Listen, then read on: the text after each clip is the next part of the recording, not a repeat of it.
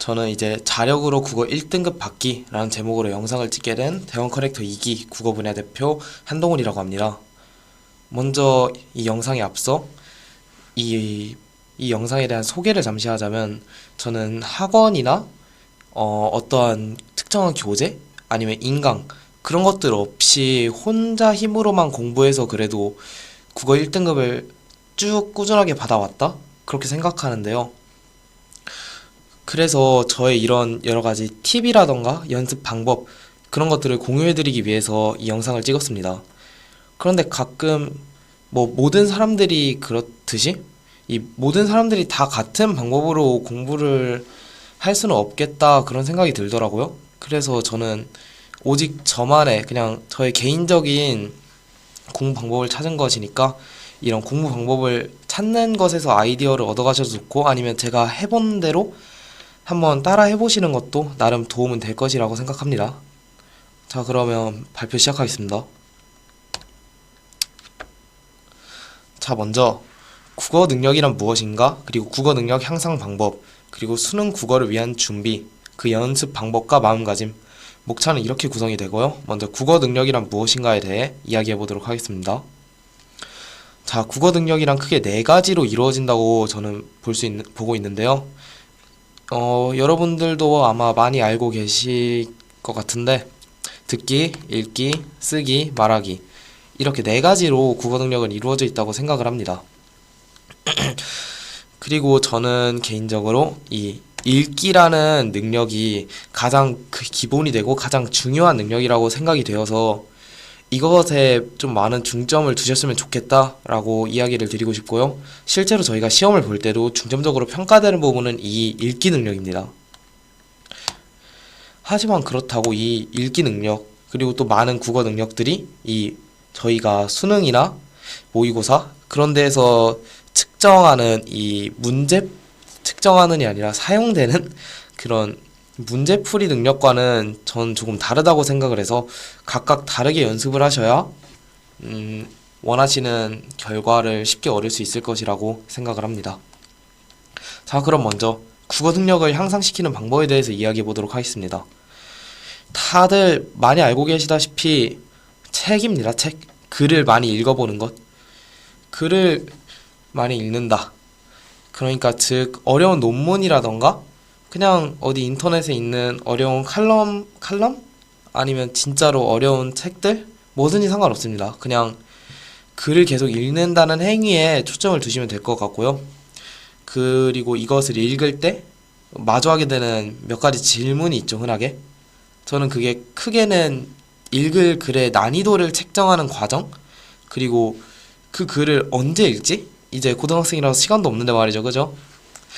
이 두 가지 벽에 막혀서 많이들 읽기 연습을 포기하시는 것 같더라고요. 그래서 제 경험에 비춰서 한번 말씀을 드리자면, 전 난이도는 본인이 흥미를 가질 수 있는 그 정도 선에서 가장 높은 난이도의 책을 읽으시는 게 맞다고 봅니다. 그러니까 가장 높은 난이도라는 게 그냥 다짜고짜 엄청 어려운 대학 전공 서적 그런 건 딱 읽어봐도 흥미도 안 생기거든요. 그런 거는 제가 아예 알아먹을 수가 없으니까.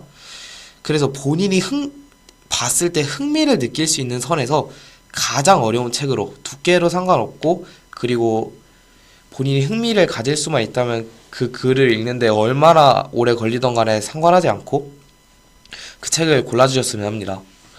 그리고 그 책을 언제 읽느냐? 저는 꼭 책의 내용을 전부 기억할 필요가 없다고 생각하는 사람입니다. 왜냐하면 저희는 지금 이 읽기를 통해서 생각하는 힘을 기르기 위해서, 그리고 이 읽어서 독해하는 힘을 기르기 위해서 책을 읽는 것이지, 이 책의 내용을 다 외우려고 독해를 하는 것이 아니거든요. 그렇기 때문에 그냥 1년? 아니면 반년?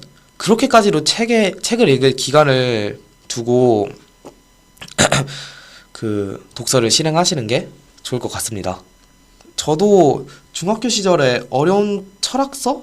약간 책의 이름을 밝히면 좀 그러니까 어려운 철학책을 몇 권 잡아가지고 읽어봤는데 한 권당 진짜 반년, 1년 그 정도 꼴로 한 두어 권 정도 읽었더니 정말로 제 국어 능력이 크게 향상되는 것을 느꼈을 정도로 이 방법을 굉장히 추천드립니다. 그리고 이제는 수능 국어를 위한 준비입니다.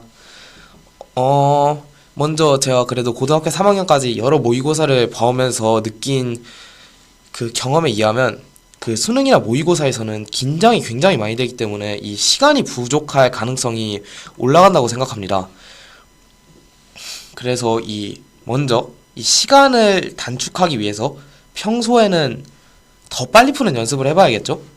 저는 60분 안으로 전부 다 풀 수 있도록 연습을 하는 게 가장 이상적이라고 생각합니다.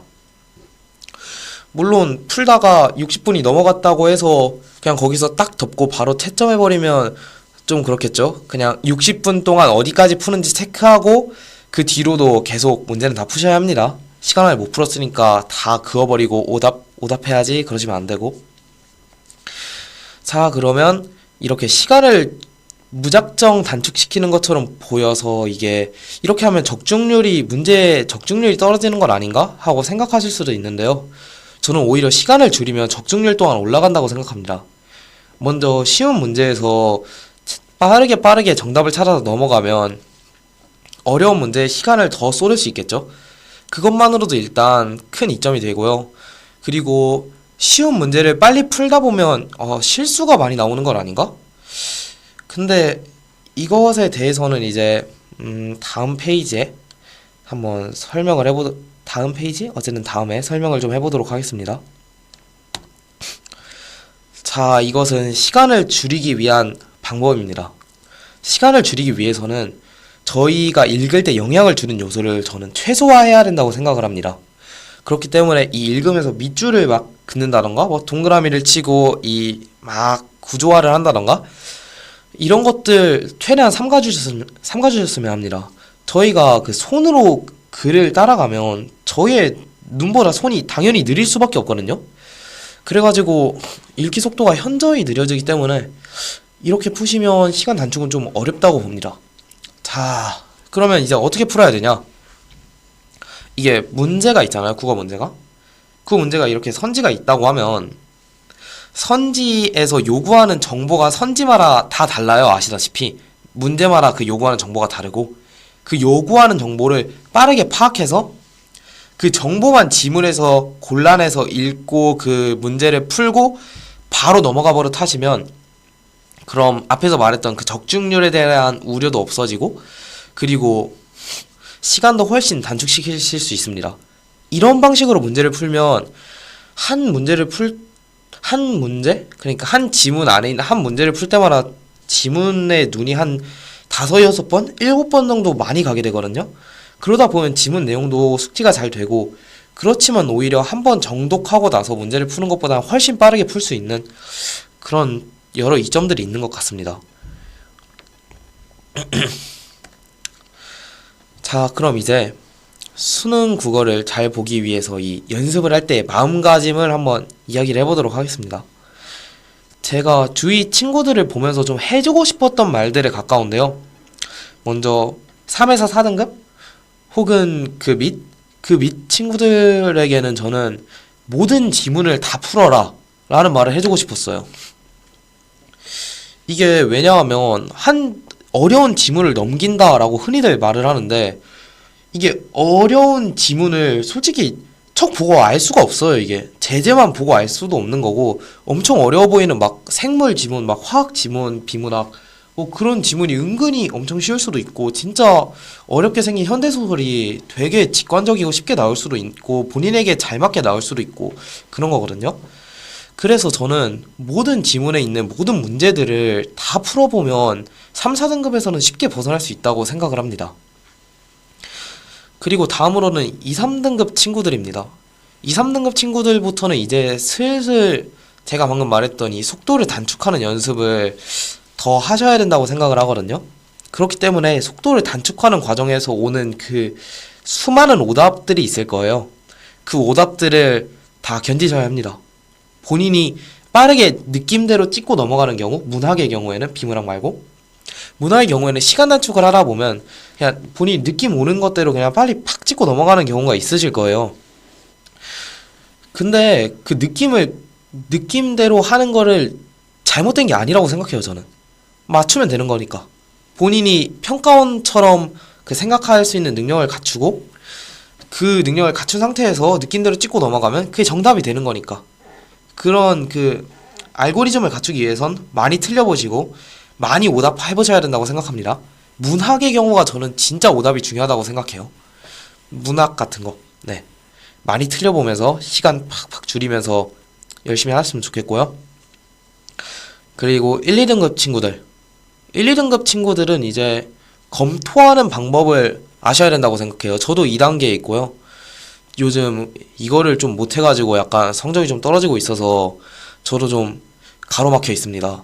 이 제가 지금까지 만들어온 이 느낌대로 푸는 것, 그리고 이 빠르게 문제에서 정보를 빼내는 방법, 이것이 저는 좀 체화되어 있는 상태인데 이게 조금 미흡할 수밖에 없겠죠. 아무래도 사람이니까.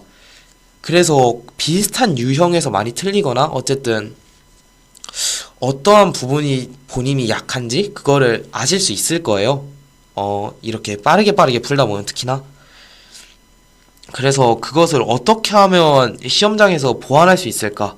어디를 더 내가 중점적으로 보고 검토해야 할까? 이런 것들을 한번 연구를 해보셨으면 좋겠습니다.